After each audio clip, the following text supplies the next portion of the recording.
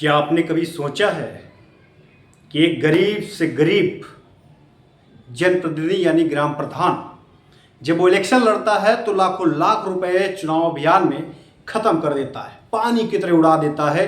जब चुनावी इलेक्शन होता है तो कहीं पर गरीब मजदूर लोगों को दारू बांटी जाती है, तो कहीं उन्हें तमाम प्रकार के लुभावने सपने दिखाए जाते हैं।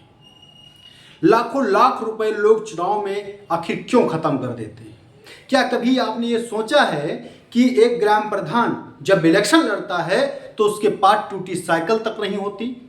जैसे ही वो पूरे 5 साल जो है प्रधानी का कार्यकाल पूरा कर लेता है तो उसके पास एक स्कॉर्पियो या बोलेरो से चलने की हैसियत हो जाती है। जबकि एक ग्राम प्रधान की जो सैलरी होती है, मानदेय होता है, वो बेहद कम होता है। पहले 4-5 हज़ार हुआ करता था, अब थोड़ा सरकार ने बढ़ा दिया तो वो भी 10,000 के नीचे ही होता है। आम जनमानस की अगर बात करें तो जो डेली बेसिस पे काम करने वाले लोग हैं, जो 10 से 15 हज़ार रुपये मंथली कमाने वाले लोग हैं, उनकी जीविका सिर्फ जीविका मात्र ही रहती है। लेकिन वहीं जो ग्राम प्रधान होते हैं, जनप्रतिनिधि होते हैं, उनकी जिंदगी कैसे 5 साल में बदल जाती है। साइकिल से चलने वाला एक आम व्यक्ति कैसे स्कॉर्पियो से चलने लगता है, बोलेरो से चलने लगता है, 4 व्हीलर से चलने लगता है। कभी सोचा है ये ऐसी चीज़ें कैसे पॉसिबल होती हैं? मैं आज आपको तथ्य के साथ बताने जा रहा हूं। नमस्कार और स्वागत है आपका हमारे YouTube चैनल जन उपकार न्यूज में। आपका हमारे खास कार्यक्रम में बहुत बहुत स्वागत है। आज हम बात करेंगे एक ऐसी योजना की जिसे देश के ग्रामीण मजदूरों को सशक्त करने के लिए बनाया गया था। महात्मा गांधी राष्ट्रीय ग्रामीण रोजगार गारंटी अधिनियम यानी मनरेगा।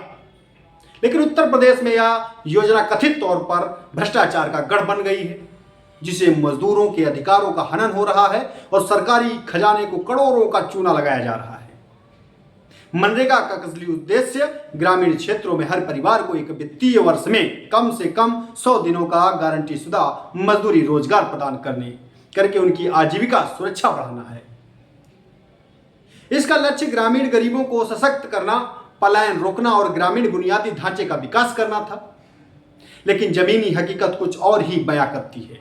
हमें लगातार उत्तर प्रदेश के विभिन्न ब्लॉकों से जानकारियां मिल रही हैं, शिकायतें मिल रही हैं, जहां मनरेगा में बड़े पैमाने पर फर्जी हाजिरी लगाकर लाखों करोड़ों रुपए हजम किए जा रहे हैं। यह सब कथित तौर पर ग्राम प्रधान, ग्राम सचिव यानी सेक्रेटरी, ग्राम पंचायत मित्र, तकनीकी सहायक यानी टीए, यहां तक कि मनरेगा अधिकारी भी इस पूरे भ्रष्टाचार में मिले हुए हैं। सवाल यह उठता है कि जब मुख्यमंत्री योगी आदित्यनाथ जी की सरकार मिशन जीरो टॉलरेंस के नीति पर काम कर रही है, तो फिर यह भ्रष्टाचार कैसे बेखौफ जारी है? क्या यह उनकी राजनीति को एक खुला चैलेंज नहीं है? मजदूरों को उनका हक नहीं मिल रहा है, जो दिहाड़ी उनके पसीने की कमाई की है वह बिचौलिए और भ्रष्ट अधिकारियों के जेब में जा रही है।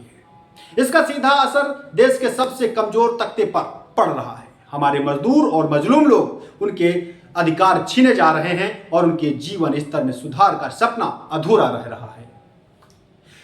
यह आरोपों में कितनी सच्चाई है, इसका गहन जांच होना बेहद जरूरी है। क्या इस भ्रष्टाचार में जिम्मेदार अधिकारी भी शामिल हैं? ये वो सवाल हैं जिनके जवाब जनता जानना चाहती है। हमारी टीम इस मुद्दे पर लगातार नजर बनाए हुए है और हम जल्द ही इस पर और विस्तृत रिपोर्ट आपके सामने लाएंगे। तो क्या सरकार इस भ्रष्टाचार पर लगाम लगा पाएगी और मनरेगा के असली हकदारों को उनका हक दिला पाएगी?